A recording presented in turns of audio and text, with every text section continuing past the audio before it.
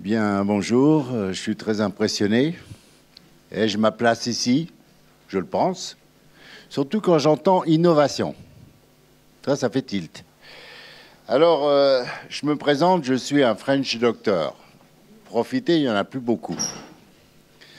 C'est quoi l'appellation de French doctor? D'abord, eh bien, il a été créé en 1982.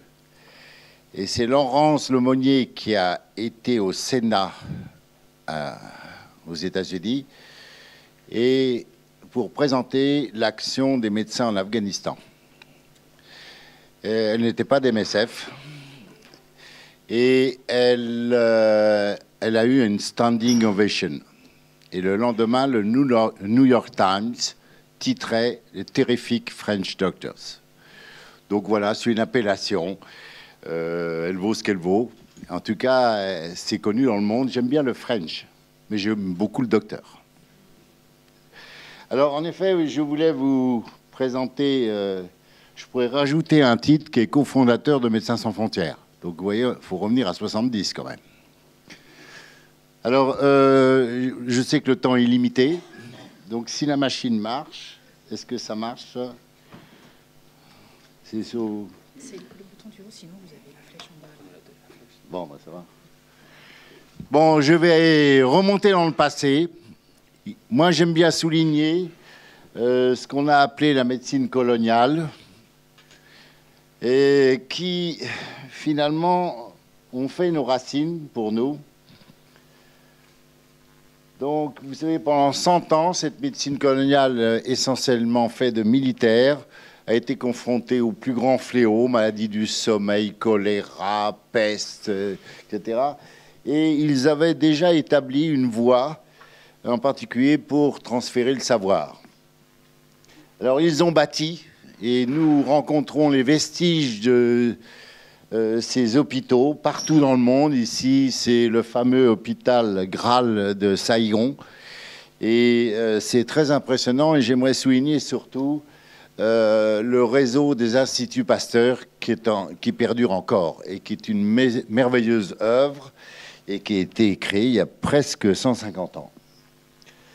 Alors, l'icône de notre jeunesse, le voilà. Alors, bien sûr, j'ai eu vraiment un coup. Il y avait une stagiaire de Sciences Po quand même chez nous à la chaîne de l'Espoir. Et je lui demande, c'est qui Albert Schweitzer? Elle me regarde, me dit, c'est un joueur du Bayern de Munich. Là, on prend un coup de vieux. Hein. Un coup de vieux. Je rappelle cette icône, l'Embarrané, où il a exercé 50 ans. Et je crois qu'on peut le dire, c'est sans doute, quand on lit bien ses écrits, le premier Médecin sans frontières. Alors, on va vite. On arrive à... Ça, vous connaissez. On arrive à 69, le conflit du Biafra. Et une prise de position d'un petit nombre de médecins, pas plus de 12, qui ont décidé de créer Médecins sans frontières, qui était véritablement créé en 1972. Donc c'était simple, la charte c'était « la médecine n'a pas de frontières ». Bon, vous voyez ce que je veux dire? C'était quand même très innovant, très innovant. C'est-à-dire que par rapport aux institutions qui existaient à cette époque, c'était très, très, très innovant. Donc, au début, croyez-moi, le tapage médiatique de la création de Médecins sans frontières, ça a fait la première page de Tonus, journal médical, dont le tirage ne dépassait pas 3000. Voilà le tapage médiatique de la création de Médecins sans frontières. Il faut se souvenir quand même. Donc, je vais vite. Les fameux French Doctors arrivent et nous sommes tout de suite confrontés à des situations du monde absolument impensables pour nous. Nous découvrions le monde, que ce soit les cas de malnutrition. On partait comme ça avec une petite valise partout dans le monde, très fiers. Au fond, c'était très peu de choses, mais on a tout de suite vu l'importance du témoignage de certaines situations. Donc, l'aventure des Boat People a été très importante, surtout sur le plan du témoignage. L'aventure des Boat People a duré plus de 6 ans. Donc, c'était d'aller au secours des boat people vietnamiens qui s'échappaient par bateau. Et vous savez, vous devez le savoir, c'est un véritable cimetière marin parce qu'on estime le nombre de disparus ou de tués à 500 000. Alors 80-90, ça c'est le premier tournant. Le premier tournant est particulièrement, comme je viens de le dire, l'Afghanistan. Alors là, si vous voulez des références, je peux vous les donner. Vraiment, pendant 10 ans, la médecine humanitaire a été créée. C'était quand même symboliquement très fort. Là, c'était sans frontières, puisque nous étions habillés en moudjahidines, avec les Afghans, avec comme passeport la médecine. Et je vous assure que ça, c'était quelque chose qui a fondé vraiment l'éthique d'action des French Doctors. Alors, je vais vite, bien sûr, 80-90, c'est aussi le début des grandes urgences du monde. Et tout de suite apparaît que la logistique était capitale, comme pour l'armée. Et on s'est déjà transformé avec des moyens très lourds, surtout pour les situations de catastrophe. Alors là, ça vous concerne.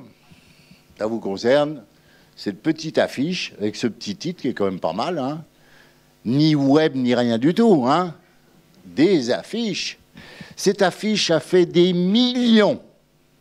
Des millions. C'est tout simple, hein. C'est assez ambitieux. On pourrait le reprendre aujourd'hui, non? Oui. Donc, voilà. Alors, bien sûr, on va sur tous les fronts, les réfugiés, les camps de réfugiés au niveau du Cambodge, la famille en Éthiopie, ça vous connaissez, et ça a été quelque chose de terrible qui a mobilisé le monde. Alors on découvre surtout le monde en panne. C'est-à-dire qu'on avait une vision du tiers-monde, on parlait du tiers-monde, mais là, le monde en panne. Alors, en dehors de l'urgence, ça c'est l'armoire électrique de je sais pas où, de je crois Phnom Penh, après les Khmers rouges. Là, on a envie de créer Ampoules sans frontières. J'ai pas le temps de vous décrire, mais enfin bon, les ampoules venaient d'Allemagne de l'Est, donc impossible d'en retrouver d'autres. La Banque du sang du Mali. Donc là, les bras vous en tombent. Hein. Bon, on fait quelque chose où c'est vraiment foutu. Puis on vous vante la banque. Vous dites, il y a peut-être des améliorations à faire. Voilà un petit bloc opératoire de Kaboul. Vous voyez le poêle au centre, parce que les fenêtres sont cassées. Et là, les anesthésistes servent pour 4 malades. La même seringue. Un déco. Alors, durant cette époque, c'est l'éclosion des grandes ONG que vous connaissez, et il y en a d'autres, mais ça a été assez important au niveau européen, puisque dans les années 90, on a pu décompter plus de 3000 associations humanitaires à visée médicale. Alors, 90-2000, la mondialisation. La mondialisation... Voilà comme exemple Sarajevo, c'est-à-dire dans les grands conflits et les grands organismes du monde, l'ONU, l'UNICEF, sont sur le terrain. Et à travers l'ONU, l'armée apparaît. L'armée sous couvert de l'ONU.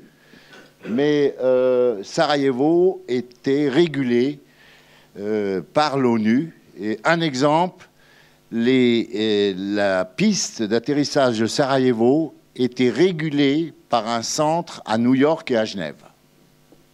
Donc tout ce qu'on devait faire, les conditions de sécurité, nous étions sous couvert de l'ONU. Sarajevo. Bon, le Rwanda a été plus qu'une épreuve. Ça a été un moment où les grandes ONG ont perdu leurs repères. On a perdu les repères.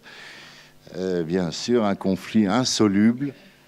Et c'était très frappant de voir les ONG là témoigner comment, de quoi, c'était quelque chose d'épouvantable. Alors aussi, après 90, apparaissent ce que j'ai appelé à un moment les associations du troisième type. C'est des associations qui se mobilisent sur un thème très précis, surtout en médecine. La chaîne de l'espoir, c'est facile, c'est la chirurgie de l'enfant. Et déjà ça, votre salle d'attente est d'emblée pleine. Et donc, c'est très important d'avoir des buts, des méthodes. Et ça, c'était un tournant très important. Moi, j'étais longtemps à Médecins du Monde, il y avait 98 actions. Et oui, on avait un panel énorme. La chaîne d'espoir, chirurgie de l'enfant. Sida, non. Choléra, non. Et ça, pour les médecins, c'est très important. On a un but, bien sûr. 92 000 pullulent les missions d'enseignement ici au Cambodge. Les missions d'enseignement sur le terrain, type ici à Bamako. Transmission par compagnonnage. Donc, et puis, quand même, c'est intéressant, hein, on peut se faire un petit cocorico, non? Ah, moi, j'ai ressenti le prix Nobel à MSF justifié. Devancé un peu par handicap, aussi justifié. Quand même, hein? Quand même. C'est né en France. Ça, il n'y a pas de doute. Et donc, c'était quand même couronné, si vous en êtes d'accord, une innovation. Alors, 2000-2010, on change de braquet. Là, c'est bâtir et former. Ça va? Non? Plus haut. Bon, d'accord. Donc, vous n'avez rien entendu. Il faut que je recommence. Je bâtis, je forme. Vaste programme. Mais bâtir, c'est quelque chose, pour nous, médecins, là, on innove. Là, on innove. Vous répondez à un besoin, et pour la formation, il n'y a que des structures locales qui permettent. Alors, on bâtit, c'est même beau, au passage. On bâtit toujours. Kaboul, vous vous rendez compte, il faut être complètement fou pour bâtir un hôpital à Kaboul en 2003. Il faut être fou. Oui, mais pour innover, il faut être fou. Voilà, Kaboul. Vous voyez, je suis dans les temps puisqu'on arrive en 2010. Moi, je crois que c'est votre thème d'aujourd'hui. Alors là, retenez bien ça, hein, pour les médecins. Transmission du savoir. C'est ce qui est demandé. C'est ce qui est demandé. Alors, bien sûr, les thèmes de santé publique apparaissent au premier plan. Alors, transmission du savoir, pourquoi? Moi, je vous ai pris l'exemple de Vientiane, au Laos. Les amphis sont pleins. Les facultés sont des machines à produire des médecins. Il y a trop de médecins dans le monde. Alors, vous dites, oh là, vous exagérez, quoi. Je répète, trop de médecins dans le monde. Pas assez de médecins qualifiés. Ça, c'est autre chose. Et au Laos, vous voyez, c'est assez bon niveau en général. Et alors, on aperçoit un tournant, c'est que maintenant, la formation se fait dans les pays. Dans les pays, on forme des formateurs qui forment, qui enseignent. Et ça, c'est tout à fait nouveau. C'est fini, le bon médecin blanc qui arrive avec ses grandes paroles. Fini, ça. Complètement fini. D'abord, c'est pas ce qui est demandé, hein.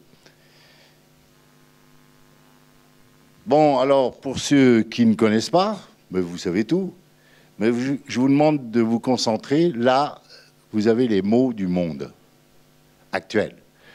Le terme clé, c'est ce qu'on appelle les maladies transmissibles et les maladies non transmissibles. Vous connaissez les maladies transmissibles. Que ce soit le VIH, malaria, tuberculose, il y en a d'autres. Ce sont les grands fléaux. Et vous savez que ce sont les cibles de la fondation Bill Gates, qui, eux, ont visé les maladies transmissibles, les grands fléaux.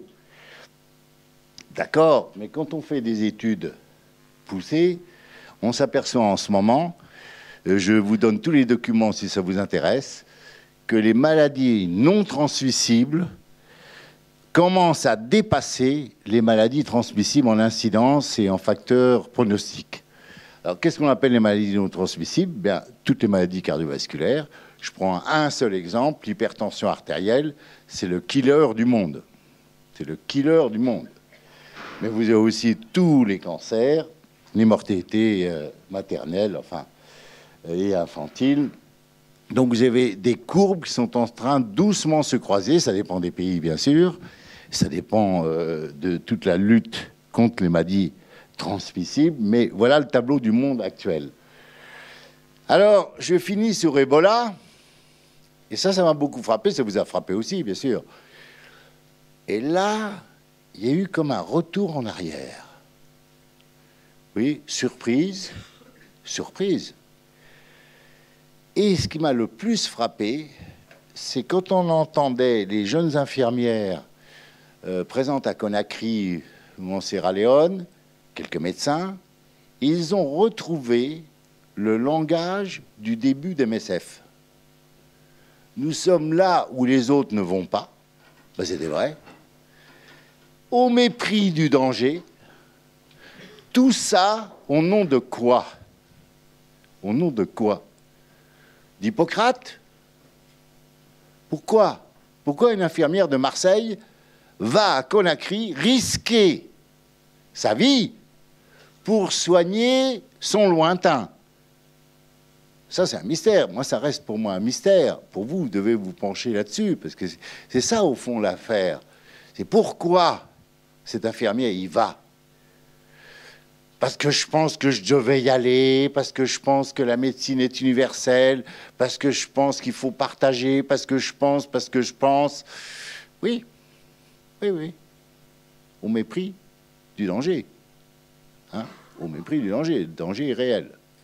Alors après, bien sûr, maintenant viennent, comme toujours, quand vous avez créé Médecins sans frontières, moi j'entendais tout le monde dire bah, « tu vas pas sauver le monde. Tu vas pas sauver le monde. » Oui, non, on va pas, mais on met une petite pierre, on allume une petite bougie, on commence par un petit geste vers son lointain. Oui, c'était ça. Et là, on dit, oui, mais MSF a cassé le système de santé. On entend beaucoup de critiques sur la méthodologie même. Mais enfin, ce sont eux qui ont alerté. Ce sont eux qui ont alerté. Et à juste raison. Donc, voilà, vous voyez que le passé est utile à connaître parce qu'on le retrouve. On le retrouve dans certaines situations. Bien sûr, il faut se projeter dans l'avenir. Vous êtes là pour ça. Maintenant, alors, il n'y a pas de question, il paraît. Si ? Il peut y en avoir. Oui, mais j'ai mon temps limité. Ah oui. Bah, je vous ai fait 50 ans en 10 minutes. Je sais pas, moi, je réponds aux questions. Je vous dis, je vous remercie.